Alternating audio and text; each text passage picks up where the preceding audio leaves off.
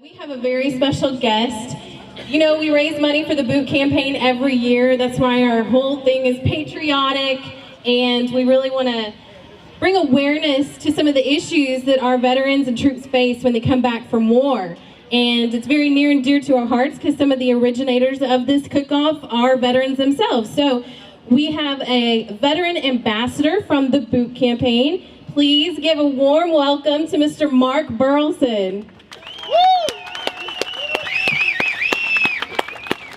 Thank you. Thank you very much.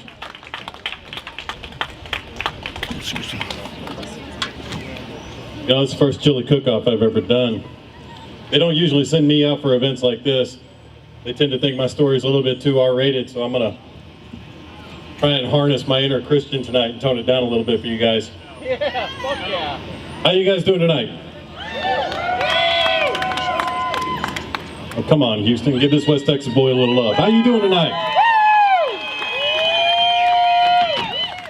There we go. All right, guys, like they said, my name is Mark Burleson. I am a veteran ambassador for the boot campaign. I've been with the boot campaign for roughly about 4 years now, ever since I got out of the hospital. I was a staff sergeant in the United States Marine Corps. Yeah! During my time in the Marine Corps, I worked as an explosive ordnance disposal technician. The bomb squad. Yep. Who's seen the Hurt Locker? Yeah, it ain't like that. Guys, it's been a long road, but it's been a fun road. Had a lot of fun along the way. I've had a lot of trouble along the way. My journey started all the way back in 2001. I was going to college. I wanted to be a teacher of all things in the world. And this crazy thing happened up in New York City. These bad guys flew these planes into these buildings. We watched them fall. You guys remember that? Man, I can't forget that. Dropped out of college the next day and went down and saw the recruiter. Worst mistake I ever made. I should have picked the Air Force. I could have got paid a lot more. Spent the first 6 years in the Marine Corps as a logistics expert. Most boring thing I ever did in my life. As I was getting ready to transition, I went and saw the career planner, and he told me there was a job opening for the EOD. I said, hey, that sounds like fun. What all does it entail? They said, well, you get to play with C4 on a daily basis. I said, I'm in. Yeah. Yeah. Oh, yeah. Oh, what's going on? It's been 5 years in EOD. Got to do some amazing things, got to see some amazing things. One thing that probably stands out the most in my mind is that last deployment to Afghanistan. One particular day, December 9th of 2011. It started off as pretty much a regular day. It wasn't raining too bad, it was cold. I think it got up to about 16 degrees that day.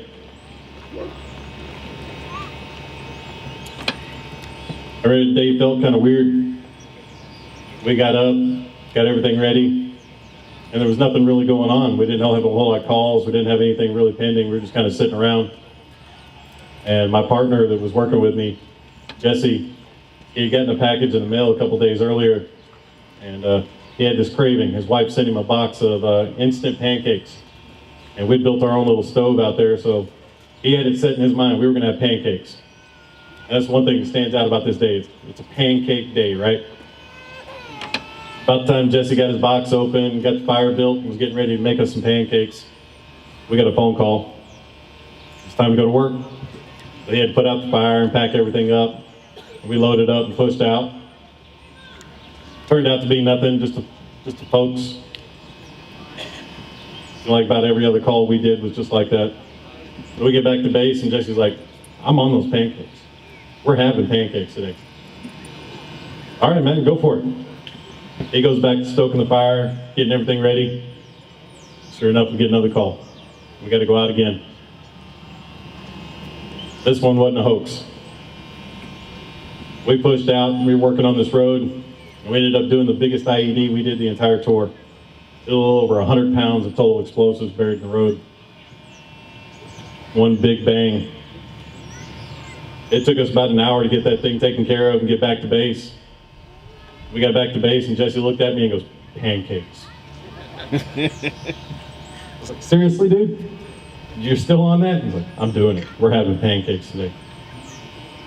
Sure enough, he starts stoking the fire and getting everything set up again. And about the time he's getting ready to pour the batter, they run up, we got another call. We got to run. This one's big. This time we got to walk out. So I told him, hey man, you might as well just put that away. We ain't getting back till late tonight. So we're going to do pancakes tomorrow. He's like, all right, man, I agree. We're going to do this. We're having pancakes in the morning. Push out. It takes us about an hour and a half to walk the 10 clicks to the village where we got to go. We get settled into this village. We're just kind of hanging back, watching everything that's going on. They're mingling with the elders, handing out blankets and rice and drinking tea. And we're just trying to stay in the back and stay quiet and stay out of the way. But while we're doing it, we noticed a bunch of kids playing on the far side of the village. And it was a little odd because usually the kids were right in the middle of everything. They were staying to one side. So Jesse went over and talked to him. He always had a pocket full of lollipops. I'm telling you, man, if you ever want intel, give a kid a lollipop. He'll tell you everything you want to know. And they did. They told us, hey man, we're staying out of parts of the village because the bad guys have been here the last couple of nights because you guys haven't been here. And it's not safe. So they told us, hey, that alleyway that you guys came in on is about the only safe alleyway in here. Every other way out is pretty much mine. Well, we weren't going out the same way we came in, so we knew we were going to have to deal with some problems. I went ahead and told the squad leader what was going on, made sure he was aware of the situation. And as soon as they were ready to push out, me and Jesse went up and we took the lead. I went ahead and pushed down the alley first to make sure everything was clear. As I was pushing down the alleyway, I found an IED. It was pretty simple, pretty straightforward. Nothing too crazy. I got that one out of there pretty easy. Handled all my procedures, rendered it safe. Walked back to Jesse, kind of sitting around the corner waiting on it to go off. We hear the detonation. I look at him and say, hey man, I got to go back down there and make sure everything's clear, make sure there's nothing else down there, and then we're going to get out of here. I went back down the alleyway, and as I'm down there, I can't really see anything. It's getting dark. I get down on my hands and knees and start kind of pushing my fingers around, making sure nothing else is there. And I feel my fingers slam into another switch. I got a whole nother device, and it's about 1.5 feet away from where the other one was. And my heart's in my throat. I just have my hands on this thing, and it's not where I want my hands. I kind of sit back and think about it for a second. Nothing happens, so I lean over my shoulder and yell back to Jesse, hey man, I got another one. Give me 5 minutes, and I'm going to get this one taken care of, and we'll be out of here. About that time, I leaned back down, and I put my knife in the dirt, looking for something to attack. And that was the last memory I had of Afghanistan. And 10 pounds of homemade explosives go off in my face. Tossed me about 30 feet in the air, broke 9 bones in my face, ripped all the soft tissue off my face and out the front of my throat. My right arm was gone instantly. Destroyed my left shoulder. It didn't take my left arm immediately, it just wrapped it real violently around my body.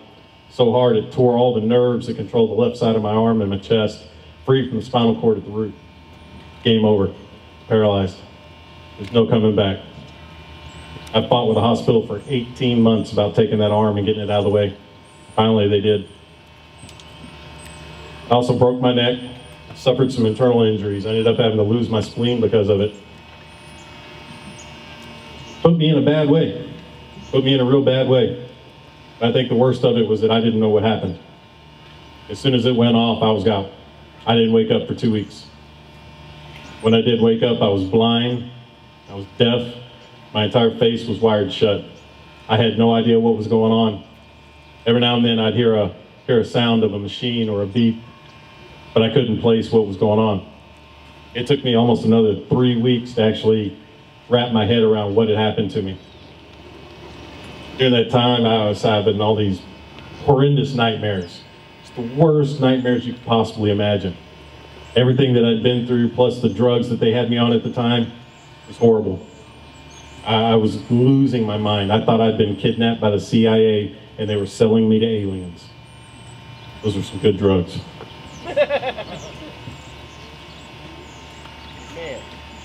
You know, I kind of thought that was going to be the worst of it for me. I thought after that, it was just going to be an uphill fight. Everything's going to be uphill from here on out. I've hit bottom. Nothing can get any worse. Boy, was I wrong. At that time, my wife and my kids were at the hospital with me, trying to help me get through what was going on, trying to help me understand, trying to help me put back everything, put it back into place, put it back into perspective. It was during this time that I found out that my wife was cheating on me while I was at the hospital. She was cheating on me with another guy that was in the hospital. Went through this for about 5 months before she finally took off and left me, took my kids and abandoned me in the hospital. Now I thought I hit bottom. I still wasn't even close. Still wasn't even getting there. I still had to get my mind right. I still got to get off all the drugs. I still got to get to the point where I can take care of myself, and I got no idea how to do it. The Marine Corps packs me up and sends me to a different hospital to give me some space and some perspective, someplace where I can work specifically on my brain injury and start putting things back together. It was while I was down there that I got introduced to some people. I had this guy come and speak to me for a couple of hours. Apparently I'd reached out and that I just didn't know I had. But this day, this guy just walked in, looks down, and he goes, "Hey, do you know who I am?" I'm like, "No, I don't know who you are." He's like, "Well, you asked me to be here." I'm like, "Well, who are you?" "Well, my name's Chris Kyle." You guys know Chris Kyle?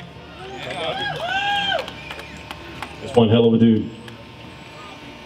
He spent an entire day with me sitting in my room, just talking, sharing stories, just being a good old boy. He was there on behalf of the boot campaign. That was the day I got introduced to it. That was the day I got shown another path. He told me that day, he's like, "Dude, doesn't matter how bad yesterday was. It doesn't matter how bad today was. You got tomorrow. What are you going to do with tomorrow? Are you going to embrace the challenge? Take on the day? Do something with tomorrow to make the next day better. Forget about today. Forget about yesterday. That shit's done. Focus on the future, because the future's where it's at. The future's what all of us still have together." I didn't get my head around it that day. It took me a long time to really come to grips with it. I was still dealing with my own personal stuff. Lost my family, lost my arms, lost my job, lost everything. I thought I'd lost everything, It's a terrible way to be. It was a terrible place to be. But what I found was that there was a future. There was hope. And it was through organizations like the Boot Campaign that I was able to find that hope. I was able to find that path. They gave me an opportunity to get out of the hospital and to do something positive, not just for myself, but for the people around me, and for the people that I still had, that I loved and I cared about, my brothers in arms, the family that never turned their back on me, the family that was always there for me. I knew at that moment I had to do something. I had to stand up and I had to do something for them, because they were never going to let me down, so I couldn't let them down. So for the last 4 years, this is what I've done. Every opportunity I get up on this stage and I tell my story, because at some point it's going to help somebody. Somebody's going to see something in their journey that I've taken that's going to cross their path and tell them that, hey, things aren't that bad. I can still move forward. I can still do something with my life. It's not over. There is always tomorrow. God bless you, man.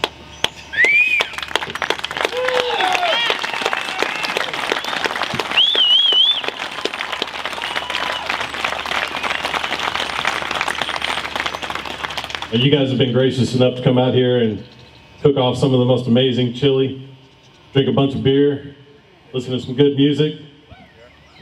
What's wrong with today, right? Ain't nothing wrong with today. Look at this weather. Right? Somebody want to call the rest of the world and tell them what February is like in Texas. Yeah, that's right. They can stay with California, right? But today's for the boot campaign. Everything you guys are doing here, all the proceeds, all the stuff over there underneath that awning that's It's up for auction, up for raffle tonight. All the proceeds of this stuff are going to the boot campaign. It's going to one specific program. It's going to Reboot. Reboot is something that's very special to me. I actually got to go through part of the Reboot program. Now, we've heard a lot of stories out there from different organizations and different people that are talking about, we've got something for you. We've found something for TBI. We have found something for PTSD. We have found a way to fix you. They're blowing smoke.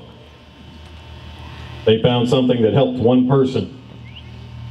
Because they helped one person, they think that they can throw that at everybody and eventually they're going to help somebody else. Now, I can't fault them for it because in the end, they're just trying to help people. They're just trying to help us. They're trying to help the guys that didn't know what they were getting into. This is where Reboot comes in. Reboot isn't something that just worked for one person. Reboot was designed by Morgan Luttrell. How many of you guys have heard of Marcus Luttrell? Morgan's his twin brother. Morgan actually did more time in the SEALs than Marcus did. Morgan did more deployments. Morgan attained more rank. Morgan's the man with the experience. He's just not the man that's going to get on stage and talk about it. That's not what he does. Since he's gotten out of the SEALs, he's been going to UT Southwestern up in Dallas, and he's getting his degree in neuroscience.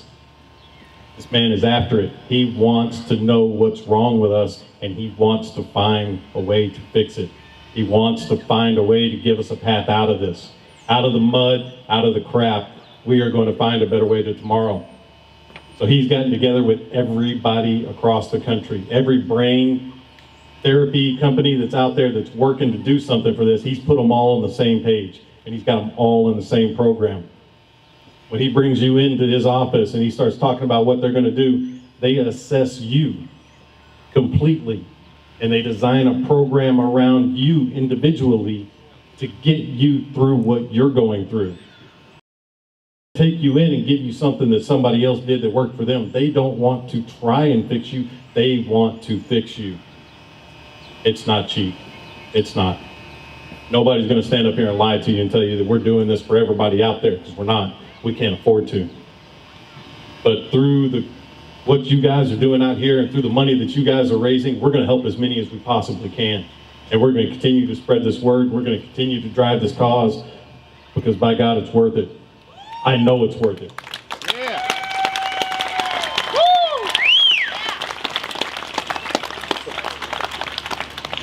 I know a lot of you guys probably have never heard of the boot campaign, right?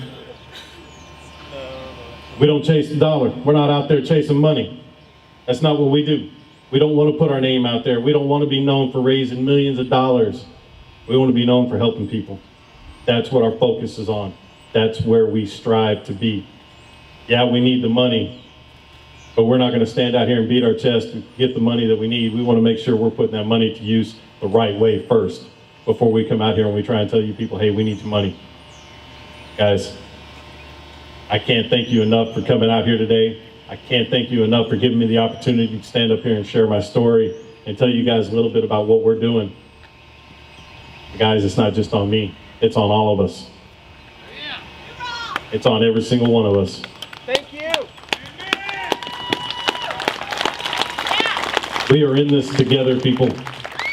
It's not just about the veterans. It's not about the Marines. It's not about the soldiers. It's not about the airmen. It's not about our sailors. It's about America. This country works together. It's the only way that it works. This is one big, giant machine, and we are all little cogs in this machine. And without each and every single one of us working together, we are nothing. We do not have a future. We do not have promise. This is about our children and about making sure they get what we got. If it wasn't for the doctors, if it wasn't for the lawyers, if it wasn't for our firemen, if it wasn't for our cops, if it wasn't for our teachers, if it wasn't for each and every single one of you sitting out here today, I would have had nothing to fight for.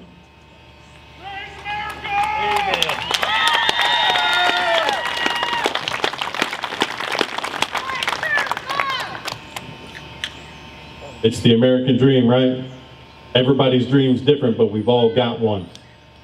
My dream just happened to take me into the Marine Corps. Your dream might end you up on a golf course or a tennis court, or hell, it may end you up wearing that blue uniform with a badge driving through the hood.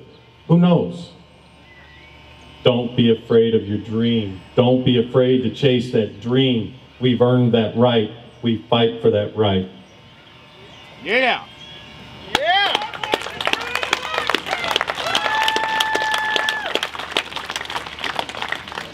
Guys, please, if you've got it in you, do something. Do something today. Do something tomorrow. Find one of these organizations that's doing something and doing it the right way. I'm telling you right now, the boot campaign is doing it that way. And if you guys have the opportunity, you have the ability, please support us. If you don't feel like giving out money, go check out the website. Buy yourself some combat boots. That's who we are. That's how we started. We want to put everybody in a pair of combat boots so you can walk the same steps that we walked, just like we walked them. It's not about getting out and flying a flag and saying, I support the troops. Where does that flag go? It just sits in your front yard, right? Your neighbors know you support the troops. Put on a pair of combat boots and go to Walmart. Tell everybody you support the troops.